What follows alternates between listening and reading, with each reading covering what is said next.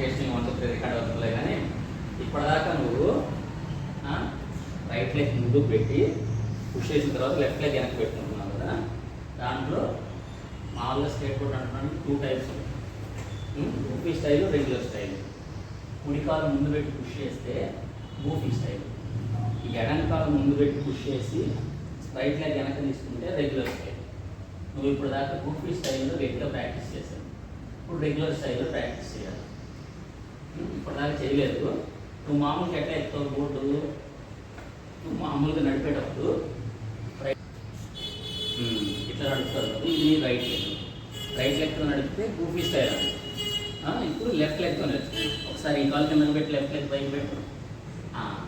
Left లెగ్తో push ఇచ్చాక right leg వెనక్కి తీసుకోవాలి. ఇది రెగ్యులర్ స్టైల్. 2 టైప్స్ నేర్చుకోవాలి. 2 టైప్స్ నేర్చుకుంటే స్కేట్ బోర్డ్ మీద వెళ్ళేటప్పుడు టర్న్ అవ్వడానికి, తిప్పేటప్పుడు మళ్ళీ ఇటు తిప్పడానికి, ఏదైనా ర్యాంప్ వచ్చిందనుకో ఇలా తిప్పి మళ్ళీ ఇటు వెళ్ళడానికి అన్నింటినీ యూజ్ అయ్యింది.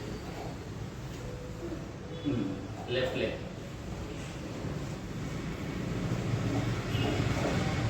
మళ్ళీ కానీ ఓకే. ఇది ఇప్పుడే ప్రాక్టీస్ చేసావు, ఇంకా చాలా ప్రాక్టీస్ చేయాలి. అరే షూస్ భలే కలర్ వస్తుంది. ఎవరు కొనిచ్చారు? అవునా, ఎప్పుడు కొనిచ్చింది? హ్యాపీ బర్త్డేకా? హ్యాపీ బర్త్డే కొనిచ్చిందా? ఓకే, నైట్ వచ్చింది ఆర్డర్. అట్లా ప్రాక్టీస్ చేయాలి. మళ్ళీ ఇట్లా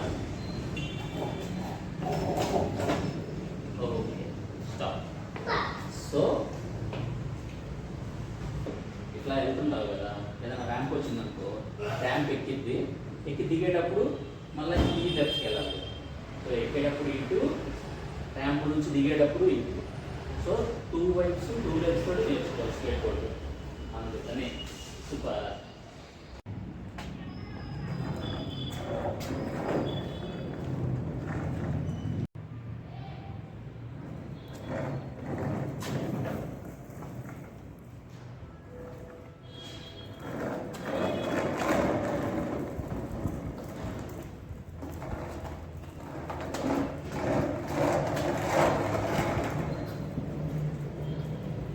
మళ్ళీ పోనీ అటే,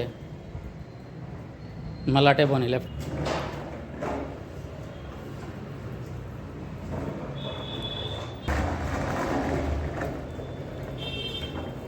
మళ్ళీ అటు పోనీ.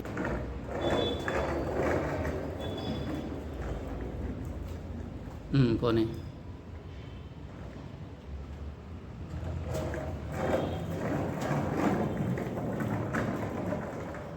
మళ్ళీ ఇటు రాని.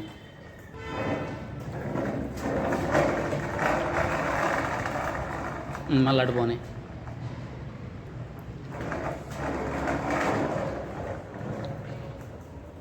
పోనీ ఇంకొకసారి.